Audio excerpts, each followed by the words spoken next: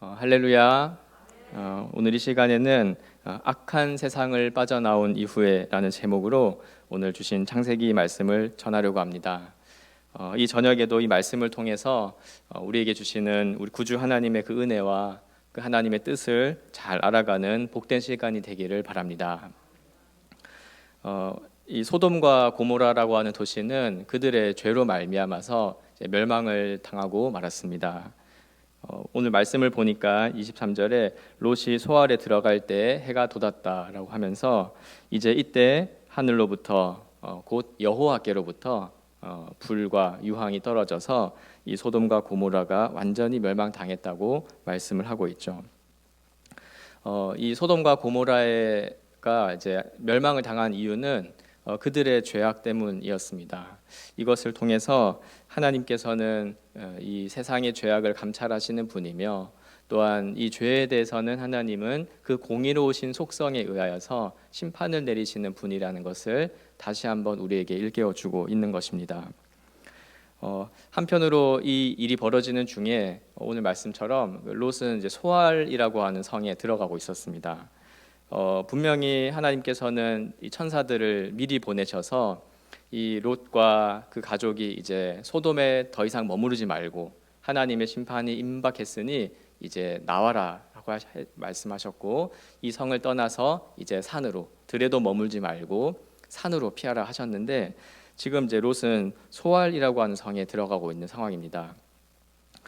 이제 왜 그러냐면 바로 앞에서의 말씀들이 있었는데 이제 롯이 이 소돔을 벗어나서 하나님의 그 큰 재앙을 이제 앞두고 이제 피신 혹은 탈출하는 이런 과정 속에서 롯이 하나님께 부탁을 하죠. 내가 이제 이렇게 있다가는 함께 멸망당할 것 같은 이 두려움이 입사여서 제가 두렵습니다. 그러니 이 바로 근처에 소알이라고 부르는 작은 성읍이었던 것 같은데 롯은 그쪽으로 들어가서 자신이 이 심판으로부터 면할 수 있도록 하나님께 요청을 하죠.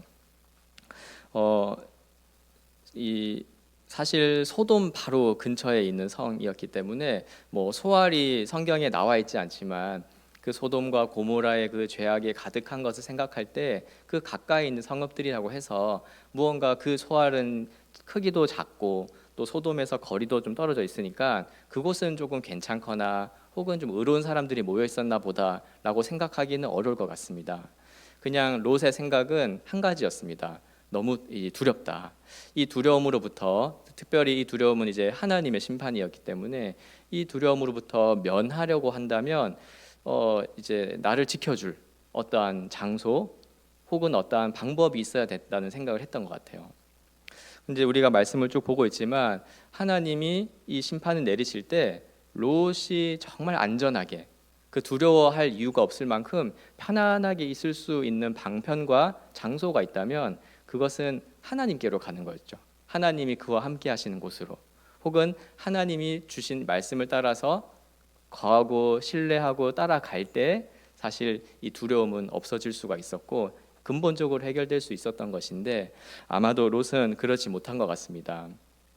그냥 지금 하나님과 동행하며 또 하나님의 말씀을 쫓아 이렇게 다니고 있는 아브라함에게로 가면 되는 문제인데 롯은 바로 앞에 있는 또 하나의 성을 보았던 것 같아요.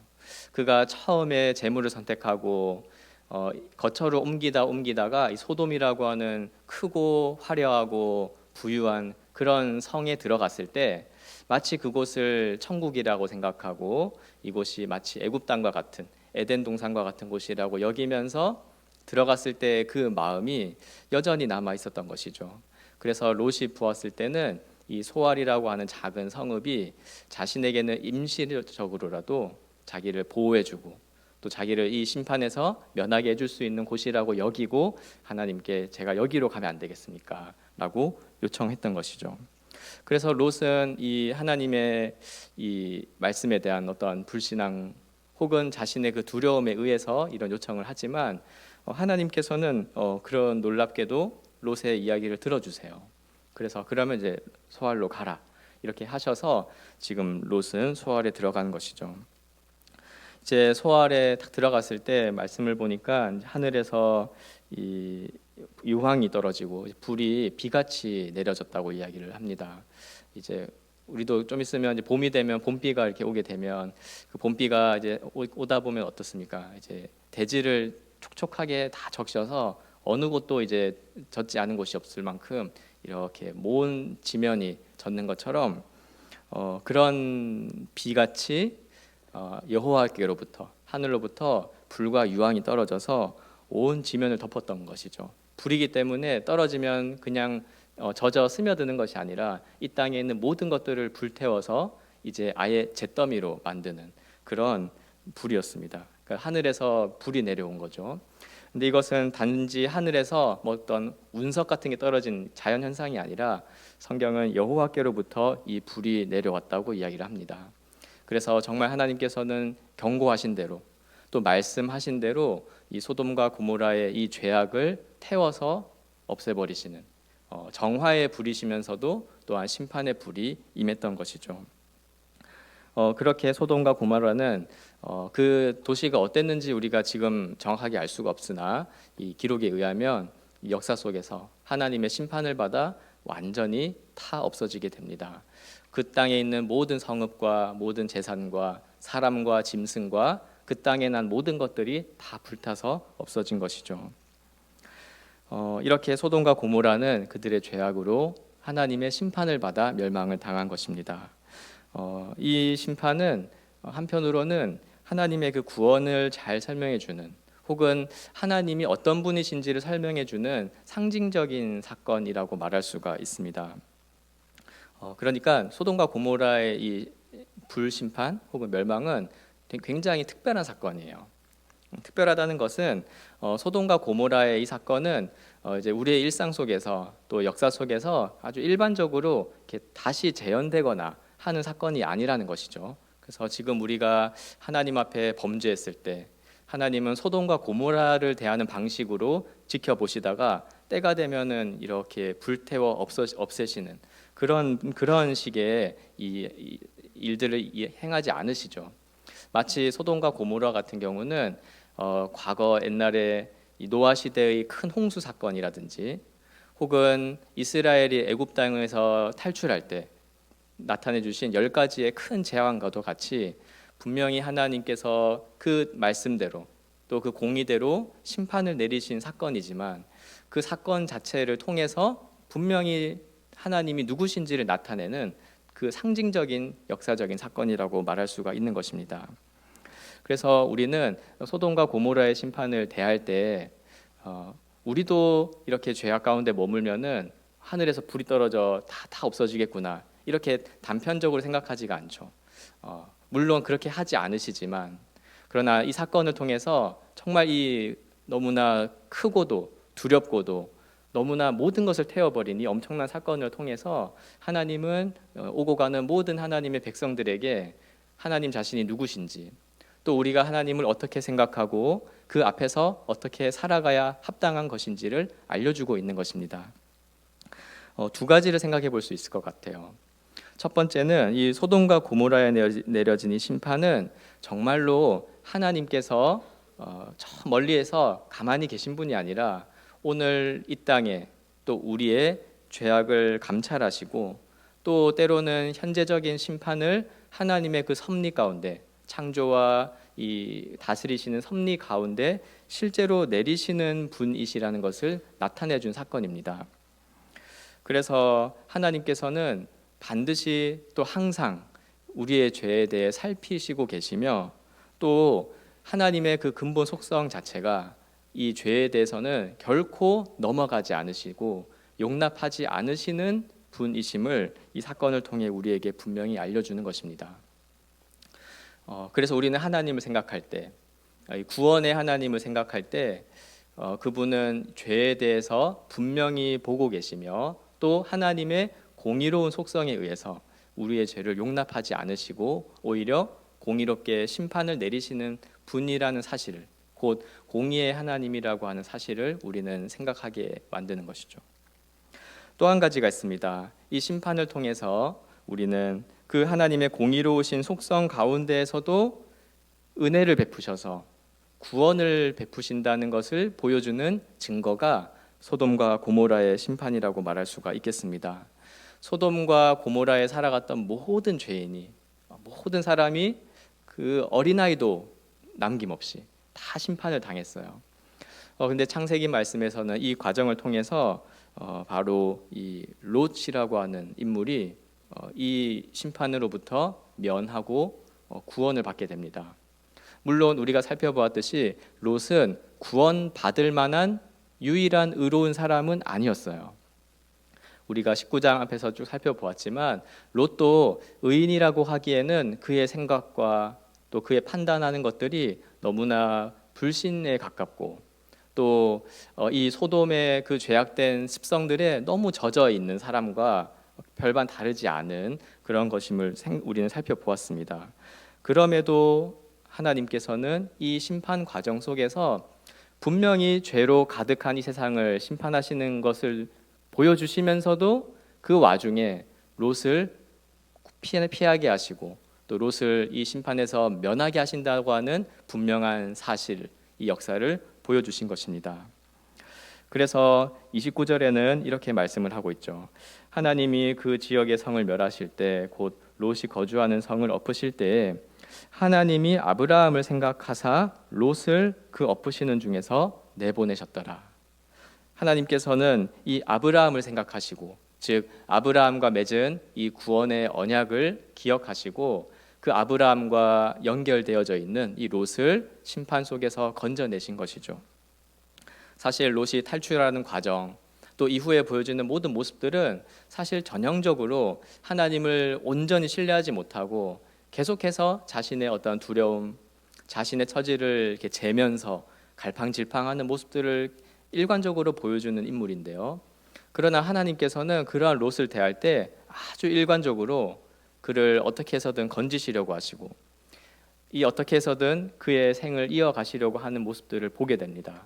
놀랍게도 성경은 29절의 말씀처럼 왜 하나님은 롯에게만큼은 그렇게 하시는가? 바로 아브라함을 생각하셨기 때문이라고 말씀하고 있는 것이죠. 즉 하나님께서 약속하신 구원의 약속, 그 언약을 생각하시고 자신이 그 언약에 속박되게 하시는 방식으로 말미암아 하나님의 백성들을 구원해 내시는 분이심을 또한 보여준 것입니다. 그래서 소돔과 고모라의 이 심판은 우리 신자들에게 아주 두 가지 이중적인 의미를 전달해 주는 것이죠. 한 가지는 하나님께서 이 죄에 대하여 공의롭게 심판을 내리신다는 것과, 그러니 그 하나님의 공의 앞에서 죄를 경계하고 또 죄악된 것을 살펴야 된다는 것과 함께 동시에 하나님은 그런 와중에도 은혜로 하나님이 자신이 맺으신 그 언약대로 하나님의 백성들을 구원하시고 심판으로부터 면하게 하시는 그런 은혜를 베푸신다는 사실, 이로 말미암아 죄인인 우리가 어떠한 것을 이루어서 하나님께 나아가는 것이 아니라 하나님이 주신 그 언약, 약속을 믿음으로 구원을 얻고 심판을 면하며 하나님의 백성으로 살아가게 되었다는 한 사실에 감사와 예배를 드리게 하는 것이 또한 한 가지의 의미라고 말할 수가 있는 것이죠. 참 그런 의미에서 우리 모두는 소돔과 고모라에 살다가 빠져나온 롯과 같은 자라고 볼 수가 있겠습니다. 그러니 우리의 기본적인 하나님에 대한 이 정서와 태도는 이 구원에 감사드리고 또 그랬을 때 하나님께서 경계하셨던 것, 또 소돔과 고모라의 사건을 통해서 우리에게 분명히 말씀하시는 바, 죄악된 것에 머무르거나 그 죄로부터 너희의 삶들을 완전히 매몰되지 않도록 늘 경계하고 깨어 있으라고 하는 말씀을 생각하며 우리도 그렇게 살아가는 것이죠. 오늘 말씀은 이렇게 소돔과 고모라의 심판을 통하여서 주신 말씀뿐만 아니라 그 이후에 벌어지는 장면들까지 기록하고 있습니다. 한번 계속해서 보겠습니다. 그 과정에 이제 두 가지의 이 소돔과 고모라에 있은 심판 이후에 이 두 가지의 좀 장면이 나오는데요.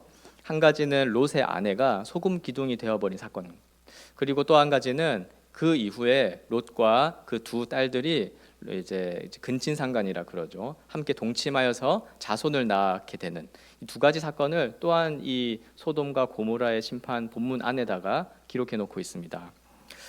이 두 가지를 조금 더 살펴보려고 합니다. 먼저 볼 때 그 26절에 보니까 짧게 이렇게 이야기했죠. 롯의 아내는 뒤를 돌아 보았으므로 소금 기둥이 되었더라라고 되어져 있습니다. 이 하나님께서는 분명히 천사를 통해서 이렇게 경고하실 때 롯과 그의 가족에게 소돔을 빠져나오라. 그때 뒤돌아보지 말고 들에 머물지 말고 산으로 피하라. 이렇게 분명하게 말씀을 하셨어요. 그런데 이제 26절에 보니까 롯의 아내가 그 뒤를 돌아보았던 것 같습니다. 이 뒤를 돌아보는 시점을 이런 학자들마다 이렇게 연구를 하면서 이렇게 보고 있는데 다양한 이야기들이 있는 것 같습니다.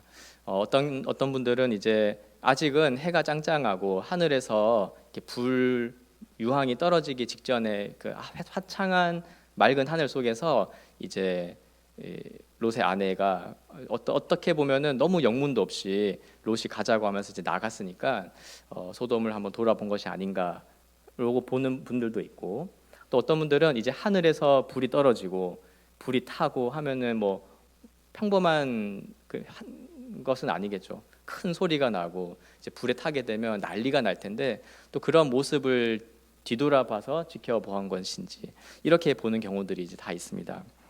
근데 이제 중요한 것은 여기에서 이제 뒤를 돌아봤다는 표현은 어떤 단순한 호기심이라든지 혹은 무심코, 우리도 그렇지 않겠습니까? 이제 떠나간다 했을 때 모든 것을 다 두고 떠나가기 때문에 무심코 돌아볼 수가 있겠죠.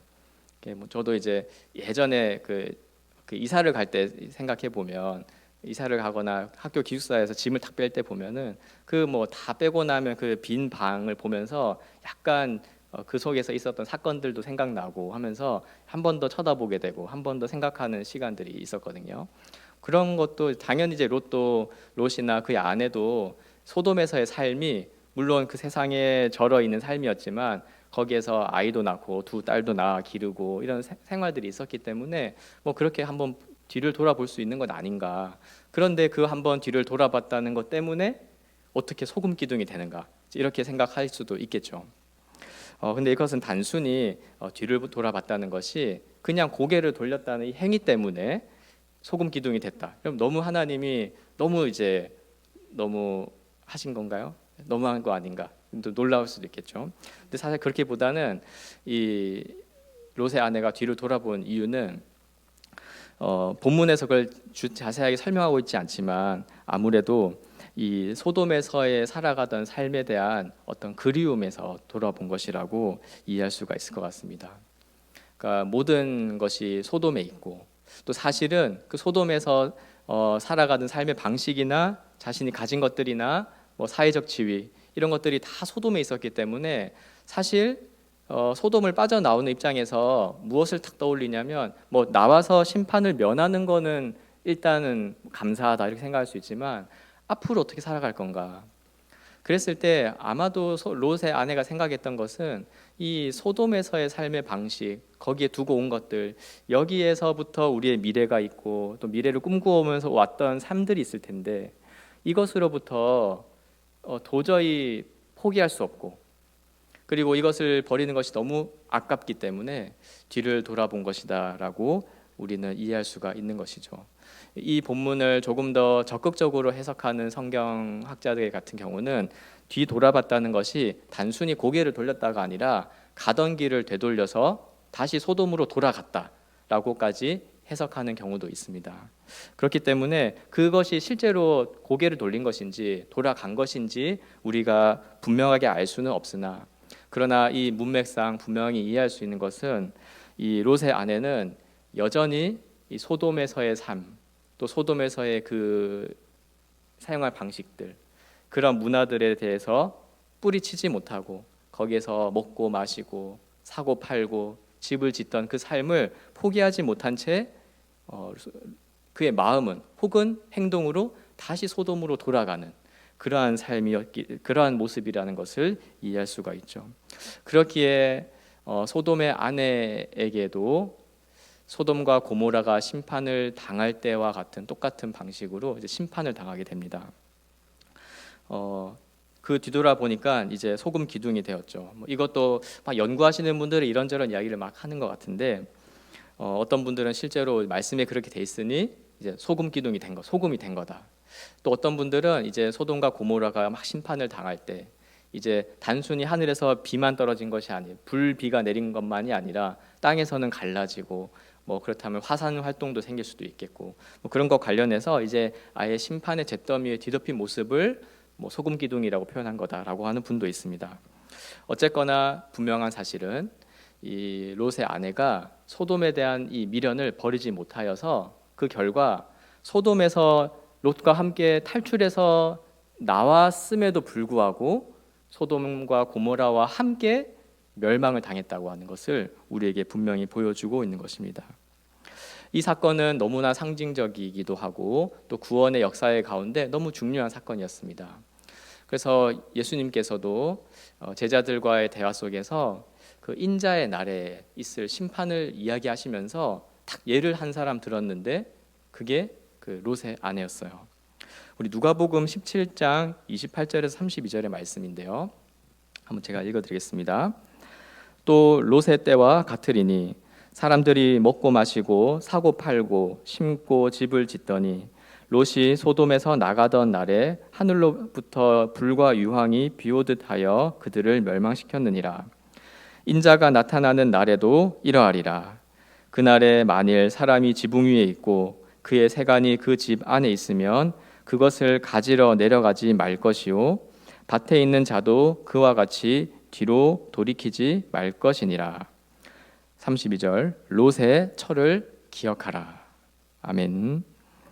우리 주님께서도 이 말씀을 통하여서 롯의 아내가 결국 그가 결코 뿌리치지 못했던 소돔에서의 삶, 우리로 치면 어떤 걸까요? 구원받기 이전에, 주님을 믿기 이전에 살아가던 삶의 방식, 또 주님이 우리에게 명하신 것 외에 그것을 거스르는 행동들, 그게 어떤 경우들은 생각에서는 분명히 끊어내야 되는 것이 맞는데 우리의 행동이나 마음이 혹은 생활 방식이 익숙해져 있어서 그 은연중에 나타나 있는 것들도 많이 있죠.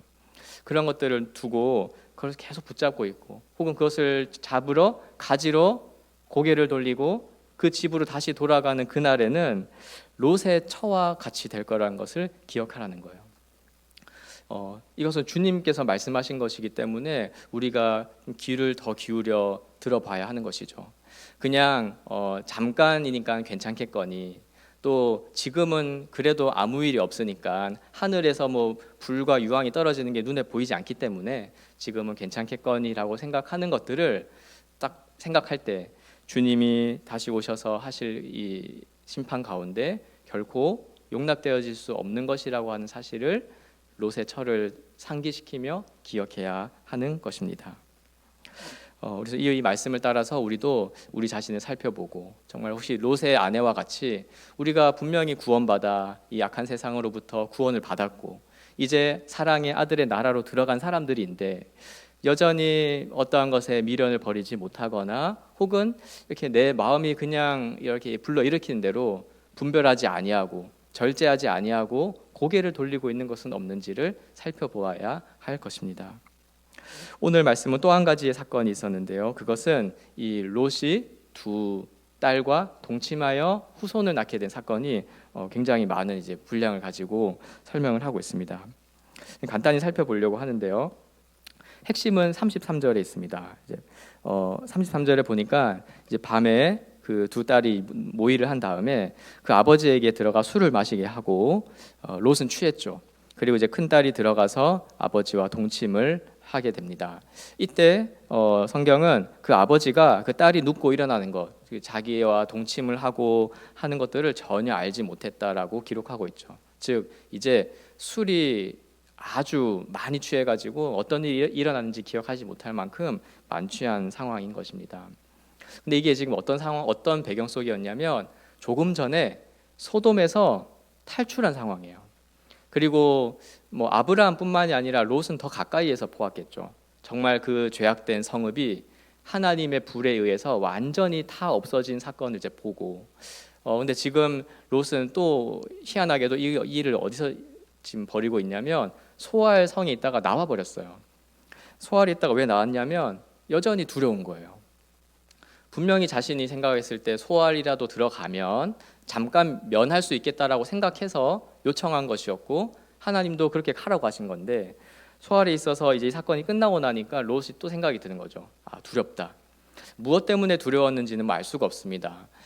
또 심판을 당할까봐 그런 것인지, 아니면 이제 소알에 있는 어떤 사람들이 자신을 이렇게 두렵게 한 것인지는 뭐 알 수가 없으나, 여전히 롯은 지금 하나님의 이 큰 은혜로, 그 아브라함 덕분에 받은 큰 은혜의 구원을 전혀 인식하지 못한 채 그 여전히 미래에 대한 두려움에 빠져 있는 거였습니다.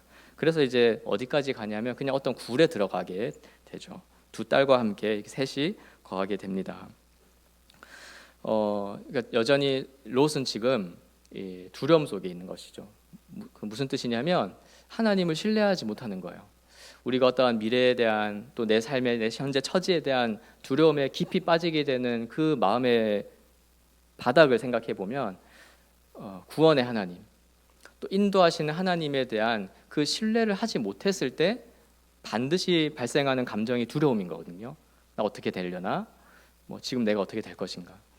롯이 지금 그런 상황 가운데 있었고, 롯이 이렇게 지금 또 이렇게 만취해가지고 두 딸이 자신의 침소에 들어왔다 나가는 것조차 알 수 없을 정도로 이렇게 술을 권했는데 그걸 마시고 취해 있는 모습을 보면, 롯도 어떠한 지금 이 상황 속에서 뭔가 하나님이 심판의 하나님이시니까 내가 좀 깨어 정신을 차려야 되겠구나, 이런 상태가 아니라 여전히 두려움 속에서 뭐 어떻게 살아야 되는지 모르는 뭐 그런 모습이었던 것 같습니다.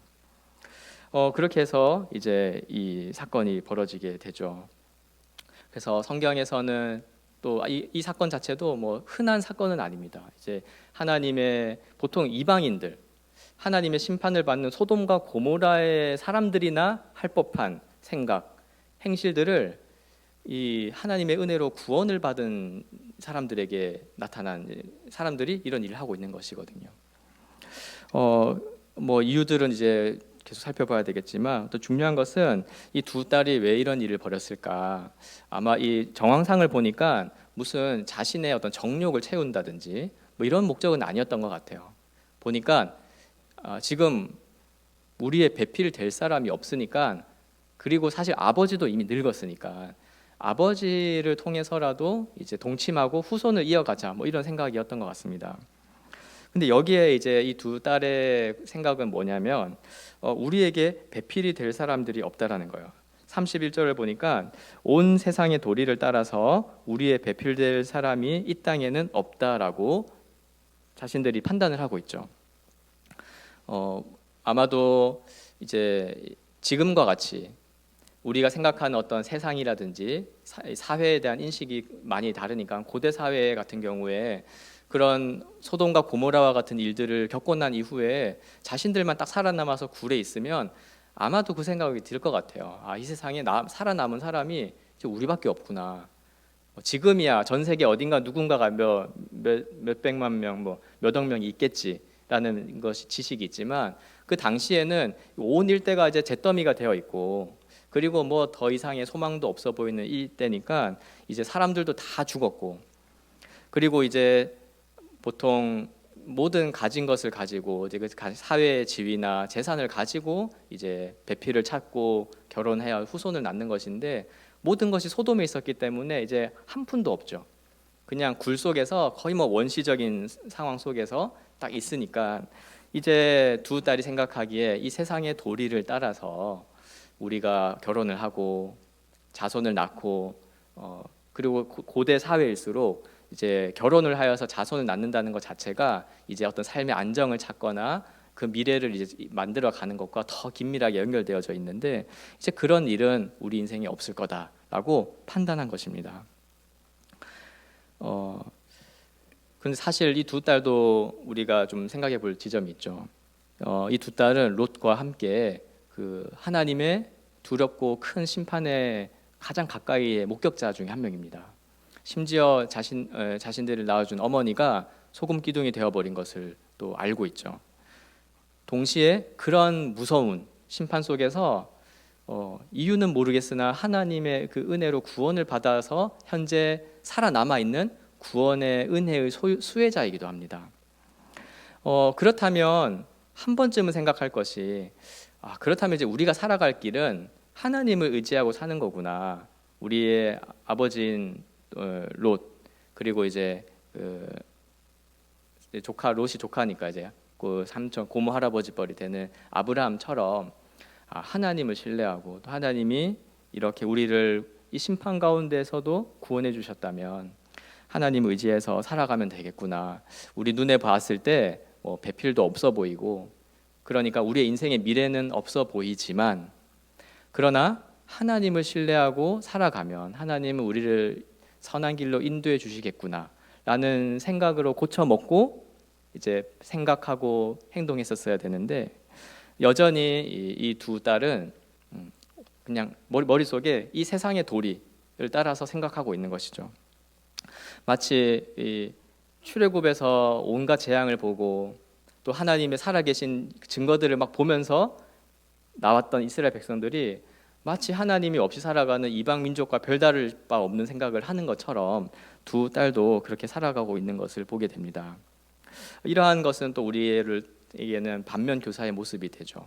우리가 정말 하나님의 심판과 구원이 분명히 나타났고, 특별히 예수 그리스도의 십자가의 사역을 통해서 우리에게는 알려진 바 되었던 것인데, 그러나 이것을 통해 구원받았다고 하면서도 여전히 세상의 도리를 더 큰 것으로 또 실제적인 것으로 여기면서 살아가는 그러한 태도에 대해서는 우리가 스스로를 돌아보고 경계해야 되겠죠. 그리고 이 두 딸의 이제 범죄는 이렇게 술에 취한 상태로 아버지를 범함으로 벌어지게 됐는데, 이 정황상 봤을 때 뭐 자신들의 정욕을 채우는 게 아니었고, 또 후손을 이어가자고 하는 뭐 나름대로의 어떤 생각, 뭐 선한 의도라고 말할 수가 있겠으나, 성경은 분명하게 이 두 딸의 생각과 또 그들의 계획과 그들의 행동이 하나님 앞에 큰 범죄라고 하는 것을 평가내리고 있습니다. 어떻게 알 수 있냐면 두 딸이 범한 행위의 결과를 통해서 알 수가 있죠. 그 두 딸이 이제 각각 모압과 벤암미라고 하는 두 아들을 낳습니다. 근데 이 아들이 이제 중요한데, 모압은 그 이름 그대로 나중에 모압 자손의 조상이 돼요. 그리고 작은 딸이 낳은 벤암미는 암몬 족속의 조상이 됩니다. 그래서 이 두 족속, 모압 족속과 암몬 족속이 어떻게 시작되었는지가 이제 이 말씀을 통해 드러나게 되는데, 이 두 딸이 아버지 롯에게 범죄함으로 낳은 자식들이고 그의 후손들이 된 것이죠.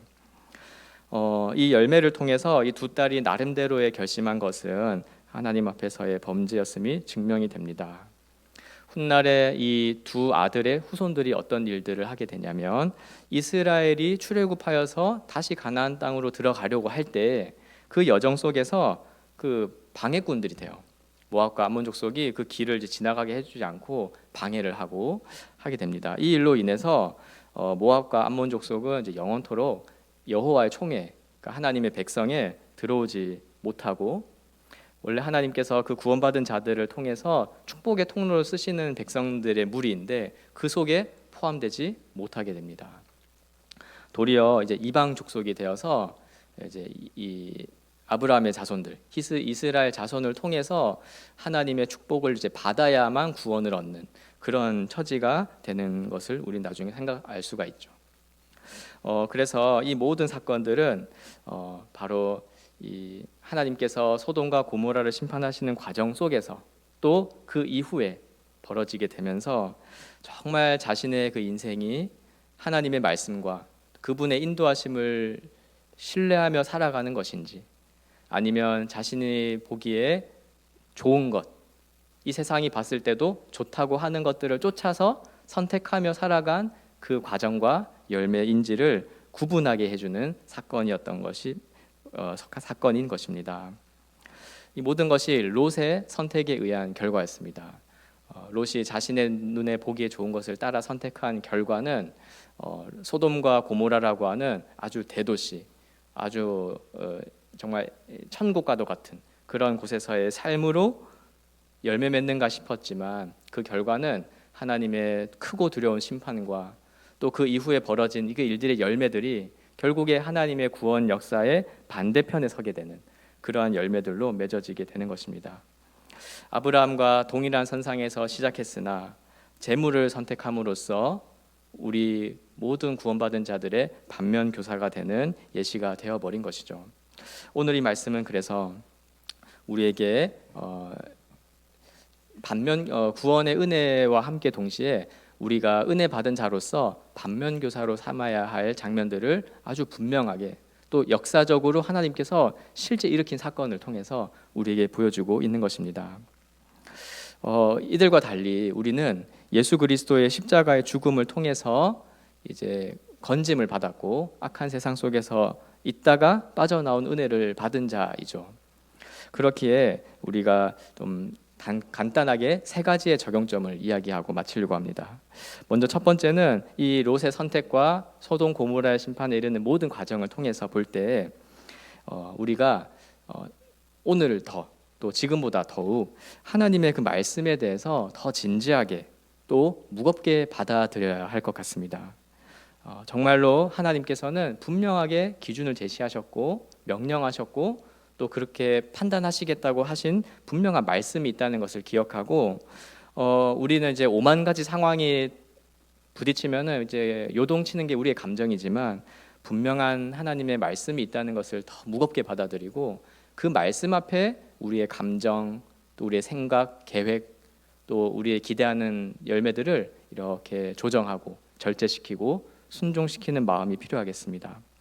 두 번째로 우리 하나님의 이 돌보심을 철저하게 붙잡고 이 죄악된 것으로부터 탈출하고 그 이후에 다시 뒤돌아보지 않아야 하겠습니다.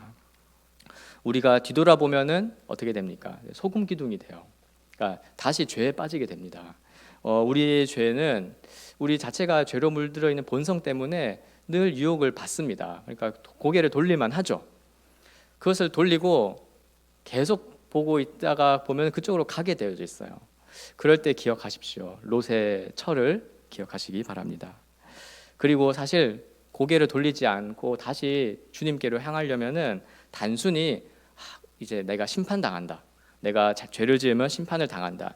이것만으로는 사실은 돌려지지가 않습니다. 그것보다 더 크고 영광스럽고 복된 이 그리스도의 구원의 복음, 정말 십자가 대속의 그 아름다운 은혜를 더 분명하게 보는 만큼 우리가 조금 덜 고개를 돌릴 겁니다. 가장 탁월한 것에 우리는 마음을 빼앗기죠. 가장 아름답고 가장 귀하고 가장 큰 것이 있으면 작은 것들이 아무리 유혹해도 쳐다보지도 않죠. 바로 그것이 우리 주님께서 십자가를 지심으로 우리에게 베푸신 구원의 은혜란 사실을 기억하고 나아가야 되겠습니다. 마지막 세 번째로 같은 맥락 안에서 이 구원받은 이후에 살아갈 때 이 온 세상의 도리가 아니라 하나님께서 말씀을 통해 정해주신 그 도리를 따라서 당당하게 믿음으로 살아가야 하는 것이 필요하겠습니다. 세상의 도리를 따라 선택하고 해결한 문제는 반드시 부작용을 낳습니다. 큰 불행을 가져다 줍니다. 그래서 세상을 따라서 무언가 해결하면 반드시 우리에게서 모압과 암몬 자손이 태어난다는 사실을 기억해야 되겠습니다. 그래서 어떤 세상의 평판도 있을 거고 상황도 있겠지만 하나님께서 어떻게 하라고 하셨는지에 대한 말씀을 따라서 우리의 문제들을, 우리의 상황들을 해결해 갈 때 당장은 그것이 어리석어 보일 수도 있고 당장은 나에게 손해를 가져다 줄 수도 있으나 그것이 낳은 열매와 그 수고와 가치들은 하나님 앞에서 온전하게 빛나게 될 것입니다. 이 자리에 계신 저와 여러분 모두가 이 말씀을 붙잡고 이 악한 세상으로부터 구원하신 은혜에 감사드릴 뿐 아니라 우리에게 주어진 모든 시간을 이 하나님의 도리를 따라 살아감으로 감당하는 그런 신실한 하나님의 백성들이 되시기를 주님의 이름으로 축원합니다. 기도하겠습니다. 하나님 아버지, 오늘 우리에게 주신 말씀을 통해 악한 세상으로부터 건짐받은 자가 계속해서 어떠한 믿음으로 살아가야 하는지를 생각나게 하시고 이를 통해 우리의 삶을 돌아보게 해주시니 감사합니다.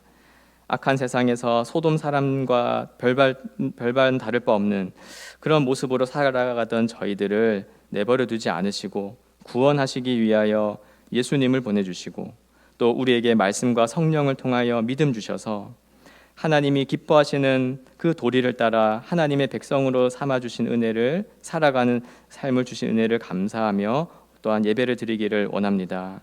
주신 말씀 붙잡고 한평생 주님의 십자가를 바라보며 또 주님의 능력과 인도하심을 깊이 신뢰하는 우리 모두가 되게 하여 주옵소서. 감사드리며 예수님의 귀하신 이름으로 기도합니다. 아멘.